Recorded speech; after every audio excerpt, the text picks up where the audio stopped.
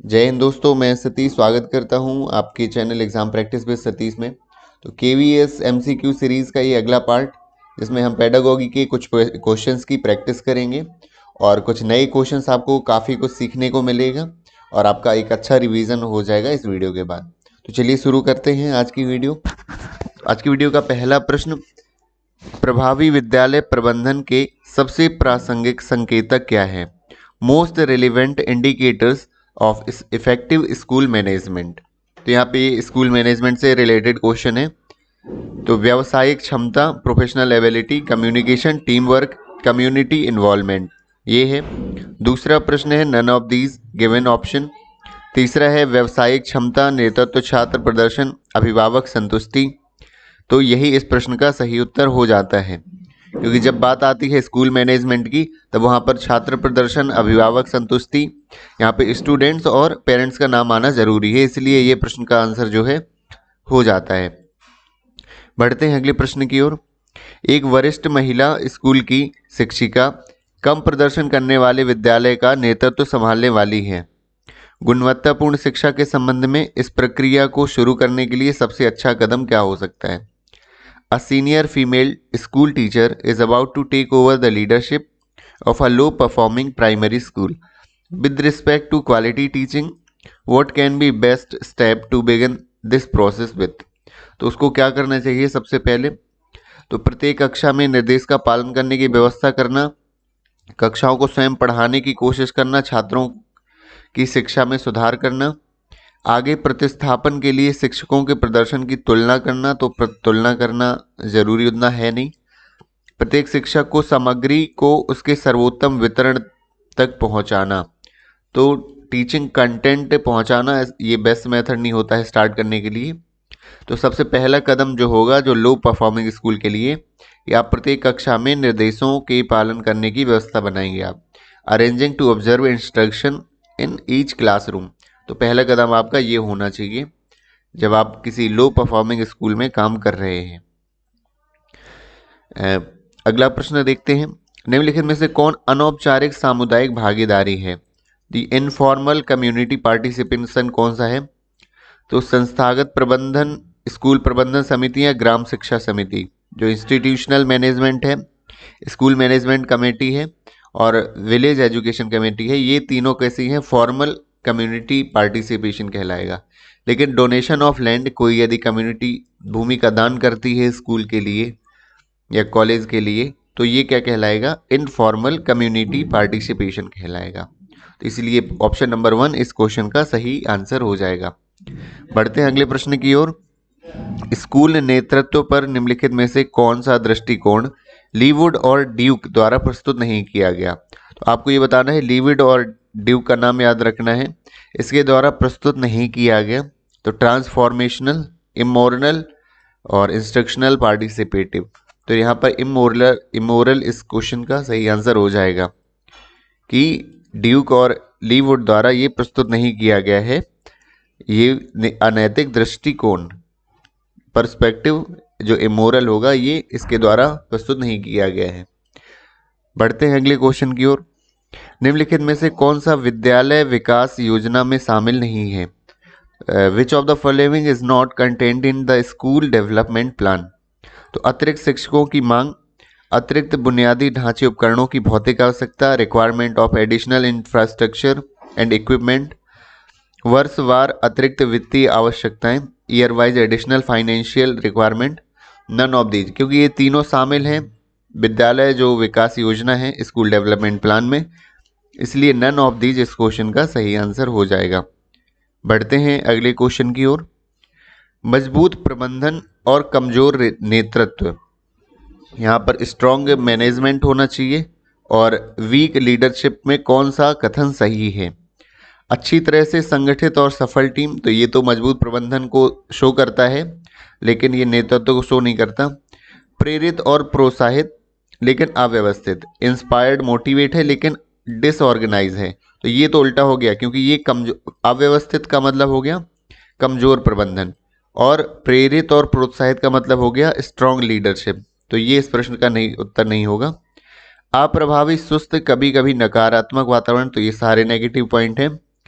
और चौथा है प्रशासनिक रूप से सुदृढ़। तो प्रशासनिक रूप से जो साउंड है तो ये शो करता है कि मजबूत प्रबंधन है। और लिटिल इंस्पायर्ड है, ये शो करता है कि कमजोर नेतृत्व है। तो ऑप्शन नंबर 4 इस क्वेश्चन का सही आंसर हो जाएगा कि ये जो शो करता है कि मजबूत प्रबंधन है और कमजोर नेतृत्व है। बढ़ते हैं अगले प्रश्न की ओर। विद्यालय संशोधन योजना के लिए क्या आवश्यक है? What is needed for school improvement plan? तो इसका जो सही उत्तर है बता देता हूं कि उद्देश्य, जो गोल है, टारगेट है, इम्प्लीमेंटेशन स्ट्रेटजी है, टाइमलाइन है, responsibility for implementing strategy, opportunity for revision. तो ये जो सारी रणनीतियां हैं, ये पॉइंट है, ये किसके लिए आवश्यक है? ये है स्कूल इम्प्रूवमेंट प्लान के लिए आवश्यक है। पढ़ते हैं अगले प्रश्न की ओर। निम्नलिखित में से कौन नेतृत्व के सहभागी कार्य हैं? Which of the following are participative functions of leadership? तो सहयोगी समुदायों का निर्माण, बिल्डिंग कोलैबोरेटिव कम्युनिटीज, शिक्षकों में वृद्धि को बढ़ाता है, enhance the growth of teachers. तो ये सही है एकदम।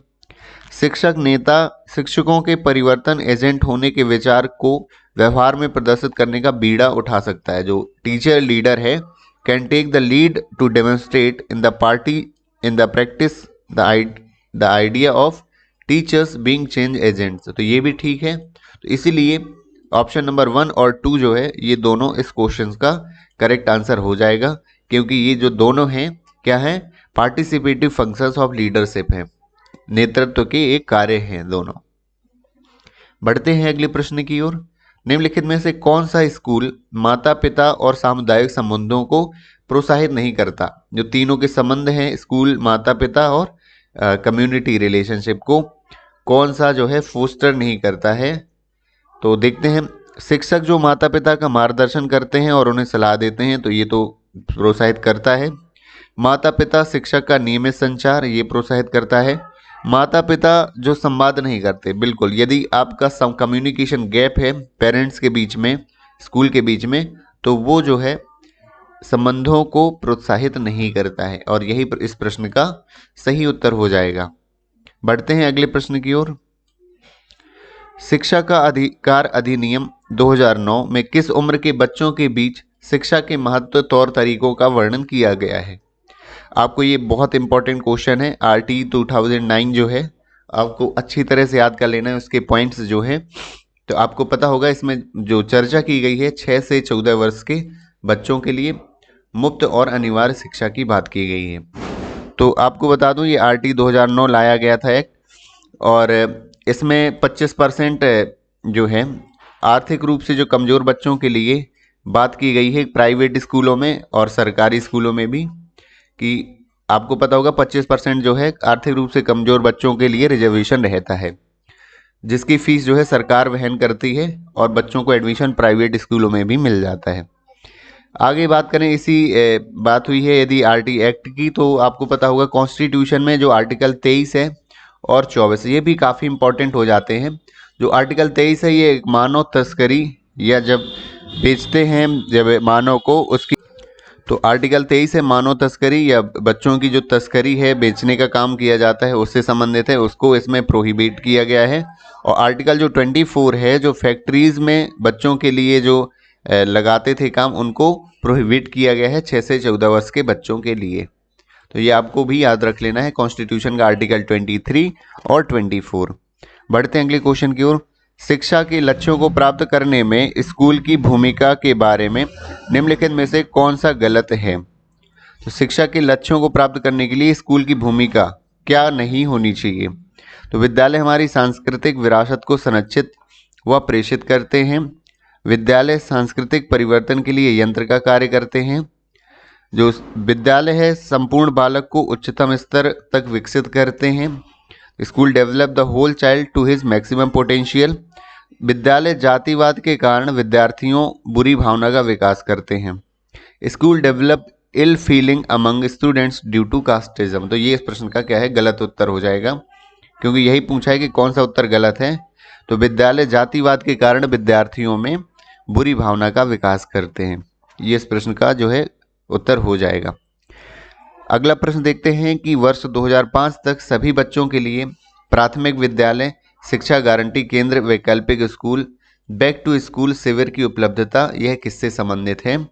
तो बैक टू स्कूल कॉन्सेप्ट आपको याद रखना है, ये सर्व शिक्षा अभियान जो कि 2001 में लाया गया था भारत सरकार के द्वारा, MHRD के द्वारा। तो ये सर्व शिक्षा अभियान SSA से संबंधित है। बात करें राष्ट्रीय शिक्षा नीति की, 1986 में आई थी। पहली राष्ट्रीय शिक्षा नीति 1968 में आई थी और जो अभी तीसरी लेटेस्ट है 2020 NEP 2020 लाई गई है। ऑपरेशन ब्लैक बोर्ड भी इसी से संबंधित है।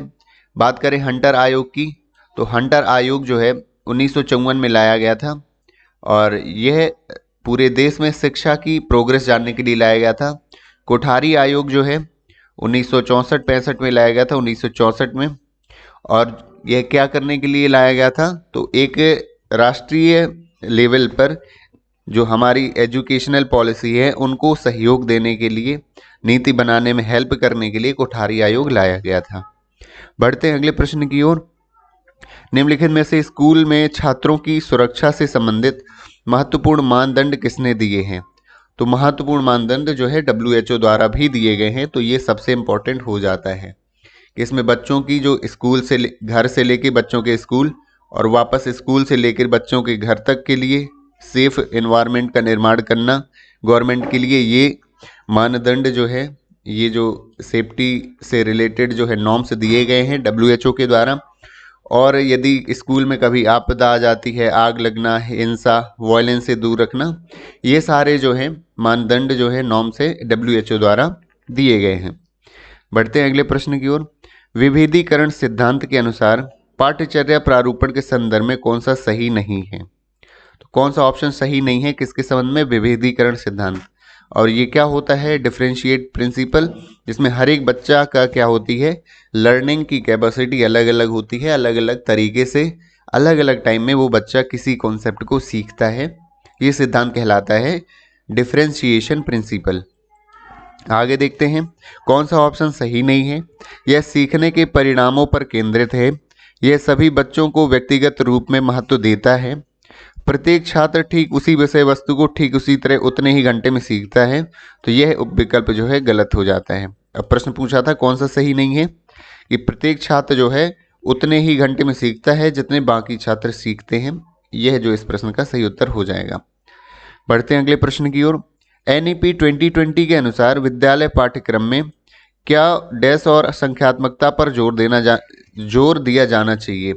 आपने FLN पढ़ा होगा, ये इस साल का सबसे इम्पोर्टेंट टॉपिक है और इसकी मैंने एक वीडियो बनाई है स्पेशल, आपको वो ज़रूर देखनी चाहिए क्योंकि इस बार जो काफ़ी इम्पोर्टेंट रहने वाला है FLN, जिसका फुल फॉर्म होता है फाउंडेशनल लिटरेसी एंड न्यूमरेसी।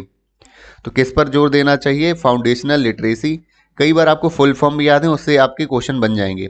तो ये जो 2025 तक लक्ष्य दिया है, इसके जो गोल हैं वो प्राप्त करने का फाउंडेशनल लिटरेसी एंड न्यूमरेसी का।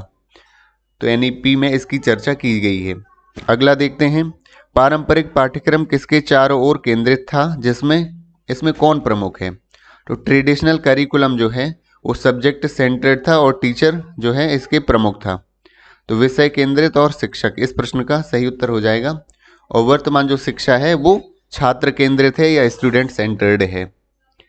बढ़ते हैं अगले प्रश्न की ओर। निम्नलिखित में से कौन से बच्चों के अधिकार हैं? तो उचित स्वास्थ्य सेवाएं प्राप्त करना, right of life, to be cared by the parents, to get basic education in mother tongue, यहाँ पे मदर टंग है। तो ये चारों अधिकार जो है बच्चों के हैं और बच्चों को ये अधिकार मिलने चाहिए। इसीलिए ऑप्शन नंबर 4 जो है 1, 2 एंड 3 एंड 4 इस क्वेश्चन का सही आंसर हो जाएगा। बढ़ते हैं अगले प्रश्न की ओर। NCERT 2000 में जो विकसित स्कूली शिक्षा के लिए किसने पहले नाम कार्य अनुभव के बजाय एक नया कार्य शिक्षा दिया है? तो न्यू टर्म क्या दिया? वर्क एजुकेशन की जगह वर्क एक्सपीरियंस नाम दिया गया है। तो ये दिया गया है नेशनल करिकुलम फ्रेमवर्क, जो कि 2005 में आया है और 2000 के द्वारा 2000 NCERT 2000 द्वारा विकसित स्कूल में इसकी जगह वर्क एजुकेशन की जगह नया नाम जो है वर्क एक्सपीरियंस दिया गया है। किसने? NCF 2005 के द्वारा। बढ़ते हैं अगले प्रश्न की ओर। छात्रों की सुरक्षा में स्कूल की भूमिका क्या है? What is the role of a school in school safety? तो सर्वोत्तम बुनियादी सुविधाएं प्रदान करना, to provide best infrastructure facilities, माता पिता को स्कूल के खतरों के बारे में सचेत करना, छात्रों को शारीरिक भावनात्मक नुकसान दोनों से सुरक्षित वातावरण प्रदान करके छात्रों को सुरक्षित रखना। तो यही इस प्रश्न का क्या है, सही उत्तर हो जाएगा। तो to keep student safe and providing environment where student both secure from physical harm and emotional. तो आज की वीडियो का अंतिम प्रश्न, निम्नलिखित में से कौन सा भावनात्मक रूप से असुरक्षित बच्चे के लिए सबसे बड़ा खतरा होने की संभावना है? Which of the following is likely to be the greatest threat to emotionally insecure child? कोई इमोशनली इनसिक्योर चाइल्ड है जो अपने इमोशंस पर कंट्रोल नहीं कर पाता है, सबसे अलग दूर बैठा रहता है क्लास में और ज़्यादा जो है बच्चों से नहीं बातें करता है, तो उसके लिए क्या खतरा होने की संभावना है? तो बिल्कुल भी अनुशासन नहीं देना जो है खतरा है, गंभीर लेकिन लगातार अनुशासन देना, आत्म अनुशासन देना, या अति कृपालु। तो लोअर इंटेलिजेंट डिसिप्लिन जो देना है उस बच्चे के लिए खतरा है, क्योंकि वो बच्चा यदि दूर रहता है तो बिल्कुल भी अनुशासन आप नहीं दे रहे हैं तो भी उसे कोई फर्क नहीं पड़ेगा, क्योंकि वो जो है अलग रहता है। गंभीर लेकिन लगातार अनुशासन देना भी आत्म अनुशासन, क्योंकि वो सेल्फ डिसिप्लिन तो रहेगा ही यदि बच्चा क्या है अलग रहता है, इमोशनली इनसिक्योर है। तो यहाँ पर अति कृपालु अनुशासन जो है देना उसके लिए क्या है खतरा हो जाएगा, क्योंकि ऐसे बच्चे यदि अति कृपालु या ओवर इंटेलिजेंट डिसिप्लिन हम देते हैं तो बड़े हो करके वो क्या है डिप्रेशन वगैरह के शिकार हो जाते हैं और उसे कंट्रोल करना वो नहीं सीख पाते हैं।